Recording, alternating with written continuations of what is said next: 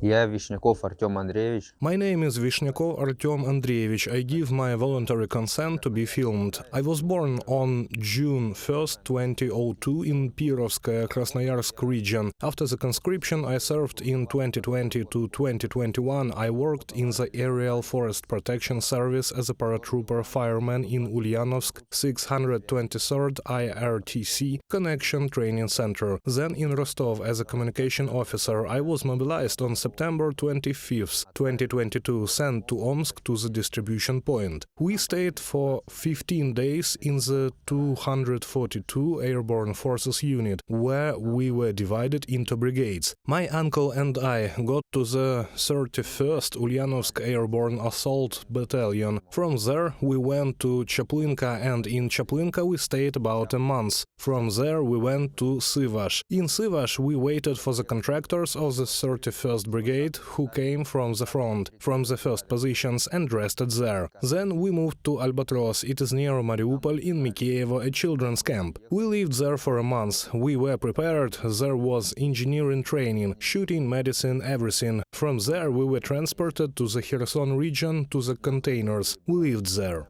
On January 18th, we arrived in Millerovo at the airport, from where we were taken to Svatove. In Svatove we lived for a month in the forestation. On February 26th, we went to Rubizhne. On February 28th, we went to Kreminna. We went there to the positions, but we could not hold them, so we stepped back and returned to Rubizhne again. We rested there till the 8th of March. We came back on March 9th to Kreminna. Until March 17th, we were in Kreminna and took the positions. From there we were taken to Nizhne Teple, Luhansk region for rest. From March 17 to March 23rd we rested. Then from March 23rd to April 7th I took time off. I was at home and came back on April 7th. We were sent to Serednye Teple. The battalion changed its permanent point of deployment to Serednye Teple. I stayed there for 5 or 6 days, and there they sent me to Lysychansk, where I stayed for about a month. On May 7th and 8th I went to the village of Troitsky and stayed there for 2 or 3 days. Our boys went to Klishchiivka. My comrade and I stayed behind to guard the property. Then we sent all the property to Serednye Teple, and the armored group took us to Popasna with them. In Popasna we waited for the company commander. On May 25th we were sent as a group of 12 men to Klishchiivka on the positions. On June 5th or 6th I broke my arm. I went first to Bakhmut, they examined me, then they sent me to Luhansk, to a medical detachment, where I stayed until June 25th, 26th. When I came from there, guys had 2 or 3 days of rest, and then they were sent back to Kreminna. I had 10 days of rehabilitation. They came out of there on July 10th or 12th. I waited for them, and as part of 3 companies we were sent to Popasna. I lived in Popasna for a week. The guys lived there for 5 days, then they were sent to Andreevka direction. Our platoon, our company, remained in the brigade reserve. We were resting there. Until August 18 we were resting. On August 18 there was an attack, and from our reserve of 12 people, those who stayed, the first 6 people were sent. The commander came out and said to send 6 people, and they were wounded or killed, and the other 6 people were sent as well. We went to the forestation of the company commander. 2 people shrapnel flew in the neck of the first, the other was concussed. I, the platoon commander, the squad leader, and 1 volunteer remained. On August 19 in the morning we went into the forestation behind the railroad, and in the evening I was taken prisoner. Azov took me prisoner. I'm a crewman on the staff. I'm senior rifleman sapper. Yes, I lived in the village with my family, with my relatives, mom, dad, 2 sisters. There were almost no officers left from the contractors of the 31st Brigade. Only 1 company commander of the 31st Brigade and a battalion commander survived. That's it. And there are a few contractors left. These are mechanics and gunners. These are contractors left. We don't have any more staff left. We need this formation, training, and people are needed. As of today, from our company, from the second company, there are 5 people left from 70 people. No, I came from a business trip, I was putting out fires. I came home early in the morning by 6 a.m. In the evening at home I have livestock. I began to graze it and worked in the vegetable garden with my dad. Mom came crying. I asked her what was wrong. She said nothing. Said that someone had come to see me. They came from the village council and brought a mobilization summons that I was mobilized, and in 6 days they took me away. But I understood, realized where they were sending me. Because of me, my father's brother went, because I was one young nephew, only 20 years old, who went there. He could have stayed at home. His father was disabled first group. He went for my sake with me. In March, when we went into Kreminna on March 10, he got a shrapnel in his lung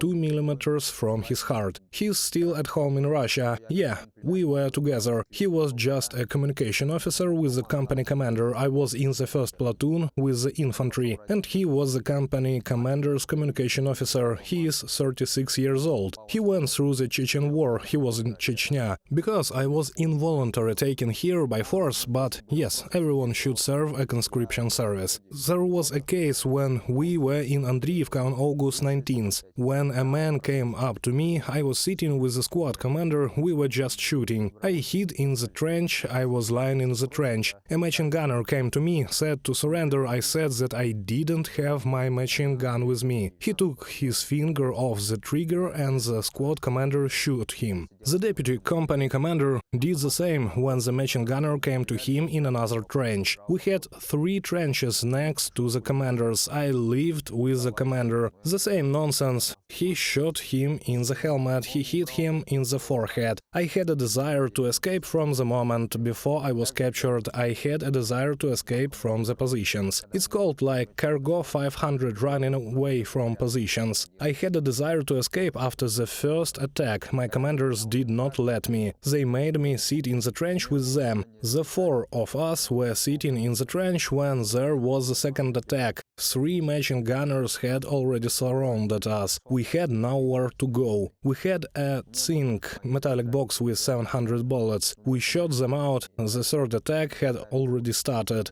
The tank was close to us, it worked on us. Then they threw a grenade into our trench. I survived, 4 of us survived. A squad commander, deputy company commander, platoon commander and me. The deputy company commander didn't surrender. They pelted him with grenades. I understood, I realized. I thought it would never come to me that I would kill somebody I have killed none yet. Who can greet me? Only my relatives, my close ones, my sisters and parents. There is no one else to meet me. When I came on vacation, well, people at first said that I was too young, dumb, that they sent the youngest one. All people sent were 30-40 years old. I was sent to serve at the age of 20, the youngest. People were saying that I did the right thing. It was good that I did not go to prison, did not go to jail, nothing like this, but they sent me there. They were most worried when they called them and told them that I was in captivity. They told us what Ukrainians do, that they can cut off hands, legs, balls, that they cut off that